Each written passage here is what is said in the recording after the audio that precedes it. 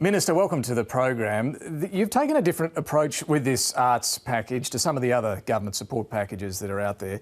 JobKeeper and JobSeeker are uncapped, they are demand-driven. So too the Home Builder grant scheme for the construction sector. If more people apply and qualify, then more money will flow. With the arts sector, that's not the case. You've capped the grants that are available here. Why this different approach? Well, it's $250 million, David, over 1 year, so a very substantial commitment. $90 million of loans. I make the point that Live Performance Australia, the peak body, specifically proposed low interest concessional loans as an element of the package. We listened to that as we listened widely to the arts and entertainment sector, because our focus here is on getting people back to work. What we want to do is be providing this $75 million in grants, $90 million in loans, $50 million in our temporary interruption fund for screen and television, film and television production, so that arts companies, events producers, promoters can start the work of putting on shows, planning for shows. It costs money to hire a venue, to hire cast and crew, to market the show. We want to get economic activity going again in the arts and entertainment sector. It's a major employer, and of course Australians want to see the performers they love on the stage and on the road doing what they do so well. I'll come to that, but I'm not sure that answers the question as to why you've capped the money. $75 million in grants, but they'll have to fight against themselves to get that money. Why have you capped these grants but not some of the other programs? Well, in terms of JobSeeker and JobKeeper, and Home those Builder. are specific. Well, if I talk about JobSeeker, JobKeeper, well, those are specifically Home Builder as well is a better comparison. Supporting people through the period when activity in many sectors, including arts and entertainment, is flat or non-existent. I mean, in arts and entertainment, venues closed, performances cancelled, artists lost their gig. So we've got that set of arrangements in place. Our package for arts and entertainment, the $250 million, is about getting activity restarted again. It's $250 million over 1 year, David, so that's a very substantial amount of funding. Sorry, just to interrupt, the question is why have you capped the money for the arts sector but not for the construction sector? Well, it's perfectly standard to allocate an amount of money for a particular policy outcome. That's what we've done here. But it's not standard. You've done a very different thing with Home Builder, that's my point.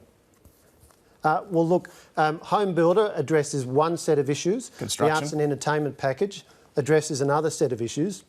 We've consulted very widely with the sector, and a whole range of bodies have endorsed what we've done here. I've mentioned Live Performance Australia, ARIA and others. Sorry, did they say the funding should be capped, did they? Any of the arts sector tell you they wanted this capped? I'm just wondering why you've capped it. Well, what we've done is allocated funding for a specific purpose up to a specific amount, which is perfectly standard practice in government, But David. it's not what you've done with Home Builder or any other package. And I'll leave questions about Home Builder to the responsible minister. Of course, that's an excellent you're responsible program, for this which sector. is designed, So designed to stimulate construction, because we believe the amount of funding that's being provided will stimulate new shows, new events, new productions, get new activity going. So we've carefully calibrated it. We've consulted across the sector. If you talk to somebody like Michael Castle, the producer of Harry Potter, they had 9 months of near full houses in Melbourne. That's economic activity, that's jobs for backstage crew, front of house, ushers, box office, the sound and lighting. But if they get a grant, someone else won't. That's the point. They might be eligible under the criteria, but because you've capped it, there are winners and there are going to be losers. That's the whole point of putting a cap in place. You have to pick the winners. We've assessed the level of funding here, David. It's very substantial funding. It's going to have a significant impact in restarting activity in the arts sector. Let's recognise there's a lead time in getting new productions going. So we've taken this decision now. Okay, just on that, there is a lead time, and we're yet to see a roadmap developed for reopening venues. It could take 6 to 12 months for some venues to reopen. So will the money be available through these grants before venues reopen? So what we need to do is operate on 2 tracks. Getting the protocols in place so activity can recommence. Already museums and galleries have started to reopen. We've got the National Museum, the National Gallery of Australia are open. States and territories have some museums and galleries open. We've got a great set of protocols in place for film and television. Our film school has led that work across the sector so that productions can commence in a socially distanced way. But for the Harry Potter show, you mentioned the Harry Potter show. Yeah. we don't know when they'll be able to get a venue. We don't. But the so Prime will the Minister money flow before that or not? It's on two tracks. So yes, the money will be assessing grants. We'll be establishing the guidelines, assessing grants. We want people to start working on the new productions, the new shows, because we've got to overcome a couple of hurdles. We've got to, consistent with the public health advice, work out how we can have shows restarting. And the Prime Minister took to National Cabinet on Friday a proposal to get work underway on that. And so that to work start will work on a commence. roadmap. So I'm just asking, will they get money before the venue opens or not? It'll happen in two tracks. So yes, we will be allocating money. We certainly anticipate allocating money, even if we're not yet at the point when we're clear as to when venues can open, because this is about the next 3 months, 6 months, 9 months and beyond. Our arts and entertainment sector, we want to get them back to work. There is a lead time, major employer, important to the broader economy and important to Australians' morale as well. You mentioned the film and television sector, and there's a bit of money in your package for them. But the big concern I hear from that sector is the quotas that have been suspended for Australian television networks. They usually have to meet a quota of a certain amount of Australian content and children's content that was suspended some months ago. When will that resume? There's been no change to the 55% Australian content quota, which applies to commercial broadcasters. What we have temporarily suspended are the sub-quotas on drama, on children's content and on documentaries. The reason for doing that is because while productions have been suspended, the broadcasters can't acquire that content, so they simply can't comply. One of the measures we announced this week, of course, is about getting television and film production in Australia restarted. So we will be assessing whether film and television production has recommenced to the level that the broadcasters are then able to... Well, I'm told production has resumed on programs like Neighbours, Wentworth, Doctor, Back to the Rafters, Wakefield, 5 bedrooms. I've got a long list here of production that is resuming. So when will those content quotas come back into play so that they can be commissioned?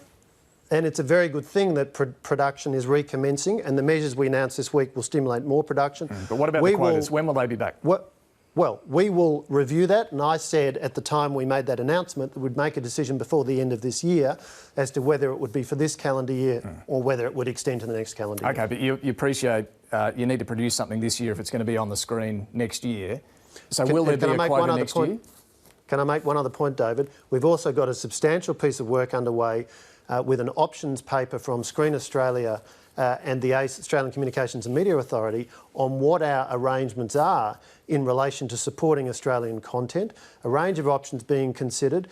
One of the questions there is, should there be an obligation on Netflix and the streaming services? So we've got a piece of significant policy work there, and that's an interesting we want debate. to work through as well. But sorry, my question was, will there be content quotas next year? A decision on that will be made later this year, and information on that will be provided to industry participants at the appropriate time. The National Gallery of Australia announced a round of redundancies during the week as well. 30 jobs will go. Is the middle of a recession the right time to be continuing with an efficiency dividend for cultural institutions like the National Gallery? Well, the National Gallery receives funding from the Australian Government as part of our almost $750 million of funding for the arts. And then it is the job of board and management of the National Gallery, as it is of all portfolio agencies, to determine how that funding is allocated. Of course, redundancies are always difficult, and that is true for any organisation and for those who are made redundant. But at the same time, what we need to see is institutions like the National Gallery developing and implementing a long-term plan. That's what they're doing. My question was, sorry, Minister, my question was whether the efficiency dividend you've put in place is still a good idea in the middle of a recession. Well, the efficiency dividend has been a long-standing part of how governments, both Liberal and Labor, manage public finances. But we're now in a recession. First time in 30 years. I'm sure everyone's aware of that. Is now a good time for an efficiency dividend? Well, David, I'm not here to suggest there's going to be any change to the general principle of having efficiency dividends. It's been a long-standing part of how the public finances are managed, so the taxpayers' money is spent wisely. Not in recessions, though. Not in recessions. Well, it is a long-standing tool of public policy management, and it's there because we need to be careful with taxpayers' money, and it's appropriate discipline through the budgetary process that applies right across the board, not just to arts and culture. It applies across the entire, just about the entire sweep. Well, except the government, in fairness, is spending unprecedented amounts, racking up record levels of debt in many areas of the economy right now, not least through JobKeeper and JobSeeker and so on. Let me turn to the ABC. I mean, again, is now the right time to persist with a funding freeze when we're in the middle of a recession? Well, let's be clear. The ABC has stable and secure funding of over $1 billion a year. That funding is rising every year during the current 3-year funding period that we are presently in. Well, let me pick you up on that. Let me pick you up on that, because I know there's been, you've been arguing that point this week that funding is rising, and the Prime Minister even said there is no cut.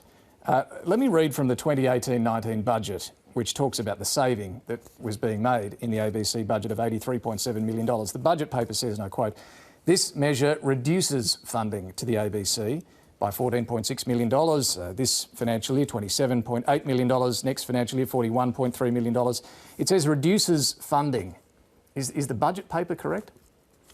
Well, David, you're not the first ABC journalist to quote that particular piece of text to me this week. In fact, you're about the fourth. And while I commend ABC journalists for your passionate commitment to the institution that you work for, and the ABC is very important, and our government backs it strongly. That's why it has strong and stable funding. Maybe the reason you're being questioned about this, you're the minister responsible, Paul Fletcher. David, my point is, as you yourself said earlier in the show, 6,000 redundancies at Qantas this week, redundancies across the economy. Yes, you're not responsible for Qantas or other companies. You are responsible for funding the ABC. We are in the worst, David, we are in the worst economic downturn since the Great Depression.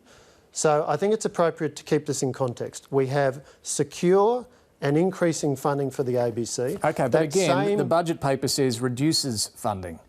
That same extract makes it clear that funding is being maintained, and indeed since that we announced $43.7 million in last year's budget additional to the ABC for regional and local news gathering. So the ABC is very important. We back it strongly, but let's recognise that we're at a time when across the economy and across the media sector these are tough times. Many media businesses have seen revenues drop by 10, 20 or more percent. Many media businesses are relying on JobKeeper. But again, you're not responsible for funding them. You are responsible for funding the ABC. And it sounds like you're still arguing funding is increasing when the budget paper says funding is being reduced. Even if you include the dollar figures here, it is not a real funding increase, is it? The budget paper is very clear. The budget numbers are very clear. We're in a 3-year funding period right now, and funding is going up every year during that period.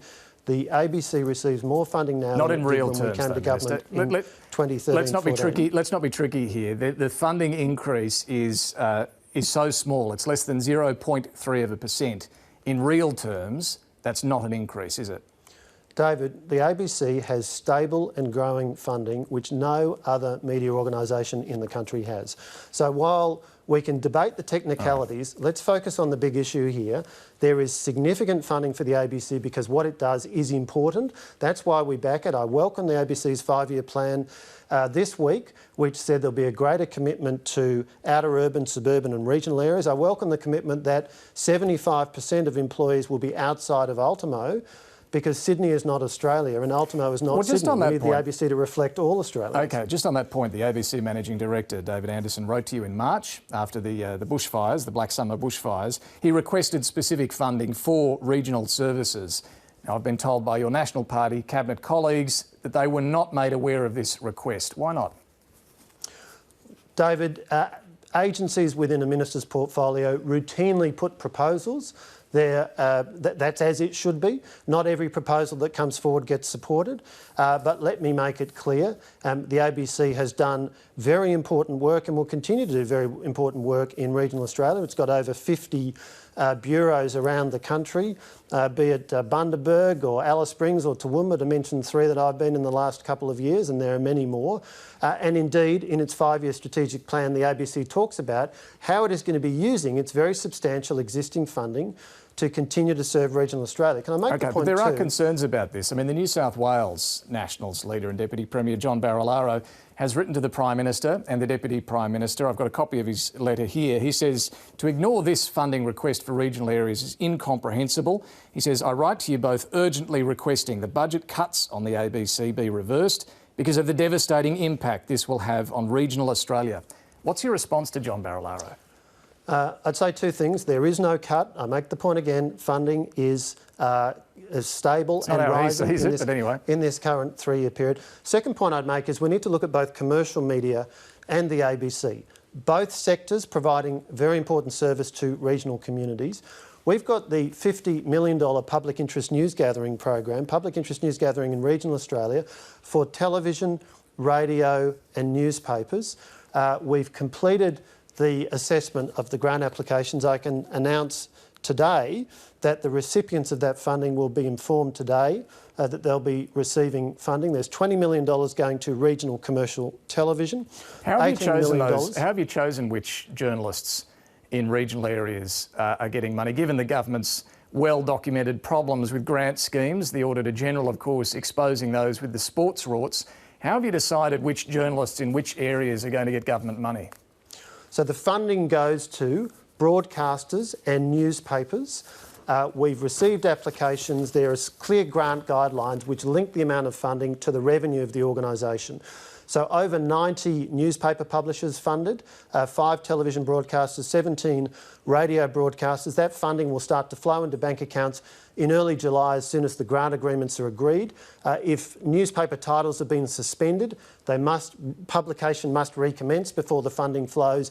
But as a result of this public interest news gathering program, we will see newspapers reopening in country towns. That is good news in a sector which is under real pressure but provides such an important service in regional Australia and around the country. Final one, Minister. There's been an enormous increase in internet usage during the pandemic. The NBN appears to have held up relatively well in most parts. You are announcing also today some extra funding, though, for e-safety. Yes, an extra $10 million for the e-safety commissioner. We've seen an explosion in internet usage. Traffic over the NBN up around 70% during the day, with lots of people working and studying from home.